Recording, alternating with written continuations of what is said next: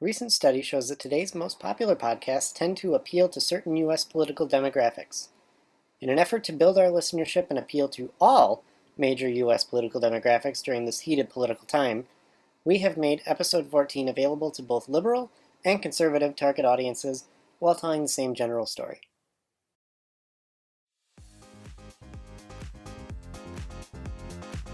Welcome to Foul Play, Ricky. This is a story of me, Ricky Barone, private eye and former detective who was booted from the force for playing by my own rules.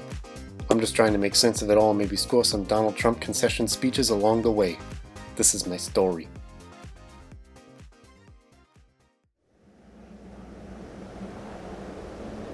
Relieved to have escaped Roseanne, Johnny, and whatever other of them Raven characters were back in 1832, I breathe a sigh of relief as I falls out of the portal and into a trash heap.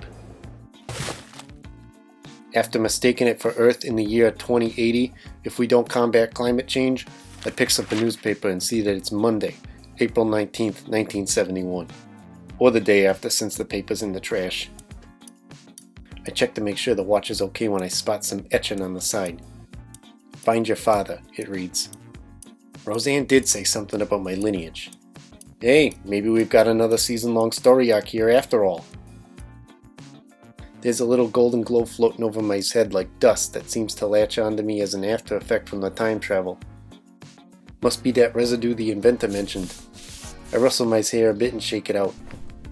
I climbs out of the trash bin and just then I hear a window get busted and some bells ringing across the street. Someone's robbing the jewelry store. Must be the Manson family, I thinks. The person starts running down the street on foot.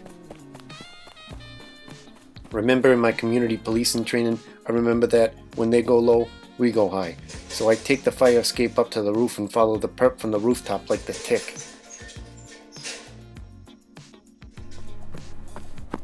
I pull out a pamphlet from my pocket and try and shout down some sense into the individual on the street below, without assuming the agenda.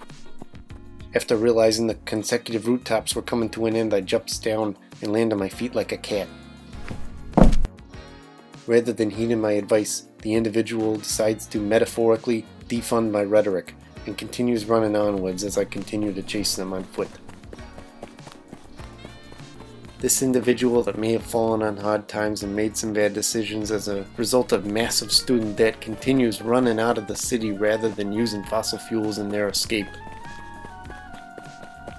They eventually runs past a mailbox painted with a design that says "Welcome All" and into the yard of a country home in an attempt to make a break for the woods.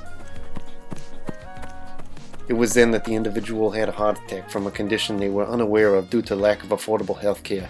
I went up to the porch and rang the doorbell and had the mustached homeowner phone for an ambulance as I returned the jewelry back to the shop.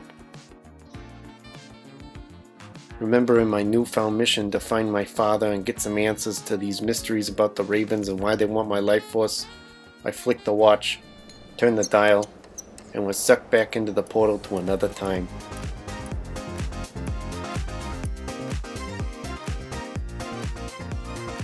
To be continued.